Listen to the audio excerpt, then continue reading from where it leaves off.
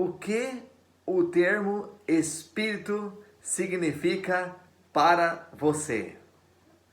Em São João 4:24, descreve que Deus é Espírito e importa que os seus adoradores o adorem em espírito e em verdade. No Antigo Testamento, o substantivo ruá, que significa espírito, ocorre 377 vezes e usualmente é traduzido por sopro, vento ou espírito. Mas como se define então? Sabemos que esse termo espírito envolve um grande mistério. Você está entendendo? Envolve um grande mistério. Muito bem. Então, de qualquer maneira, a enciclopédia bíblica de Wycliffe define a palavra hebraica ruá como um princípio essencial e ativo, uma força inanimada ou uma pessoa viva. Então, a palavra espírito é composta de mais de um significado. Em Ezequiel, a exemplo disso, podemos ver em Ezequiel 37, 1 a 14, diferentes significados podem ser observados. No verso 9, a parte B, ruá, ou espírito, significa vento. Nos versos 5, 6, 8 e 10, significa sopro. E no verso 14, significa espírito. Você está entendendo? Então, com respeito a seres humanos, algumas vezes se destaca como centro de vida, né? E esse termo é praticamente sinônimo do termo nefesh, que está em Gênesis 2:7, significando alma ou pessoa vivente. E geralmente o nefesh é uma pessoa humana, como um indivíduo, enquanto que ruá está para ser registrado como um princípio inanimado, né? Como sopro, como vento, como nós já vimos aí, né? E o espírito também, como espírito. Várias vezes o espírito mau ou demônios é usado como ruá para descrever o termo é usado ruá, como em Samuel 16, 14 a 16, Números 5, 14 e 23, 18, verso 10, 19, verso 9. E em 80 vezes a palavra ruá é usada para referir-se ao Espírito de Deus, o Espírito do Senhor ou o Espírito Santo. No Novo Testamento, há uma outra palavra grega que chama-se pneuma. A palavra pneuma tem um significado de alcance similar a ruá. Você está entendendo? Sendo assim, vem a pergunta: e quem é o Espírito de Deus, o Espírito Santo? A Bíblia gasta mais tempo falando da obra do Espírito Santo por nós, né, e em nós, do que explicando sobre a sua própria pessoa. Alguns afirmam que ele é uma força que vem de Deus. Porém, as características do Espírito Santo apontam para um ser pessoal, pois ele faz coisas que uma força não faria, somente um ser real. Você está entendendo?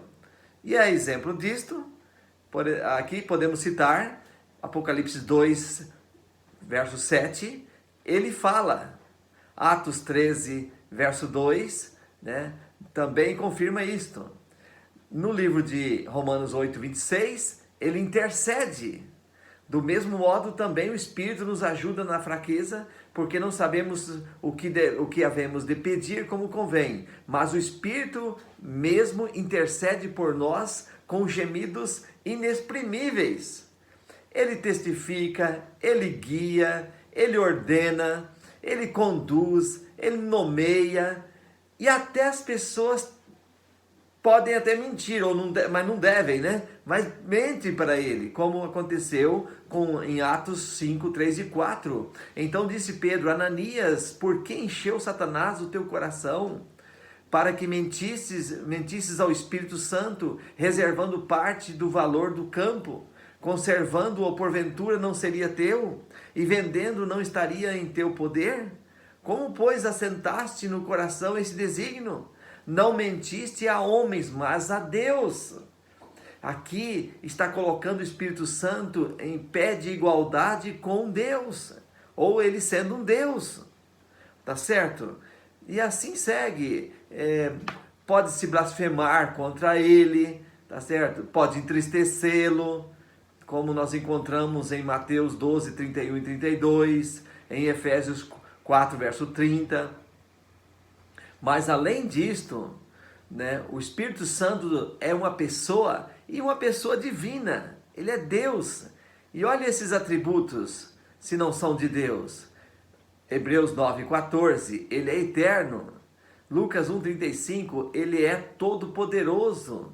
Salmo 139, verso 7, ele é onipresente. Né? 1 Coríntios 2, 10 e 11, ele sabe tudo. Então é coisa que só cabe a Deus. E ele é chamado de Deus, como eu já disse em Atos 5, 3 e 4. Ele é criador. Colossenses 1, 16, 17.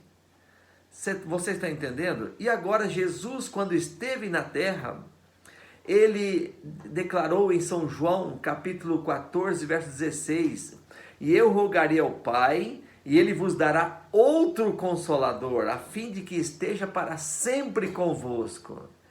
E a expressão outro que Jesus referiu, no grego allos, significa outro de igual qualidade, ou seja, outro igual a ele mesmo. Se Jesus tivesse usado uma outra expressão, heteros, que também significa outro, aí seria alguém de qualidade diferente de Jesus, que estaria sendo enviado. Sendo assim, Cristo designou o Espírito Santo para estar conosco e como alguém igual a Ele mesmo, para nos ajudar, para conduzir-nos a cada passo da nossa existência. O Espírito Santo não é meramente um poder impessoal, assim você entende? Mas um agente de Deus que veio como substituto a Jesus. São João 14, 26. E continua trabalhando, né, ou fazendo o trabalho que Jesus iniciou. E agora, é uma sagrada vocação. Ser instrumentos através dos quais o Espírito Santo faz avançar a obra de Cristo aqui na terra. Você não acha? Você não crê nisso? Eu creio que sim. Ok? E aí, Ellen White, uma autora norte-americana, que escreveu em seu livro Desejado de Todas as Nações, página 645, ela escreve: em todos os tempos e lugares, em todas as dores e aflições, quando as perspectivas se afiguram sombrias e cheias de perplexidades o futuro, e nos sentimos desamparados e sós, o Consolador será enviado em resposta à oração da fé. As circunstâncias podem nos separar de todos os amigos terrestres. Nenhuma, porém, nem mesmo a distância, nos pode separar do celeste Consolador. Onde quer que estejamos, onde quer que vamos, ele se encontra sempre à nossa direita para apoiar, sustentar, erguer e animar. Assim, você já pediu que o Espírito Santo seja um agente contínuo em sua vida? Sim? Amém? Você já pediu para que o Espírito Santo lhe capacite a cumprir missão e faça com que você esteja entre os salvos quando Jesus regressar? Amém? Que Deus te abençoe.